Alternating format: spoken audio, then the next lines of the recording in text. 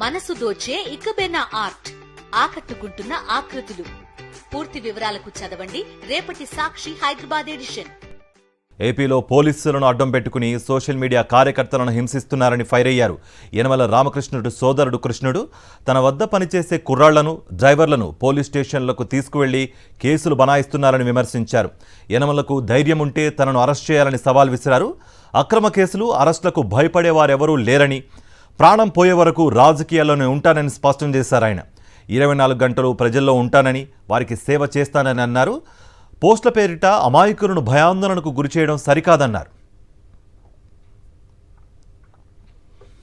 రామకృష్ణ గారు 8,000కో 10,000కో పనిచేసే కుర్రోళ్ళకి మీద కేసులు పెట్టి, లేకపోతే ఇంట్లో వంట చేసే పనివాళ్ళ మీద కేసులు పెట్టి, అంటులు దోముకునే వాళ్ళ మీద కేసులు పెట్టడం కాదండి. మీతోటి నాకు ఇంచుమించుగా నేను 40 సంవత్సరాలు రాజకీయంగా నడిచాం.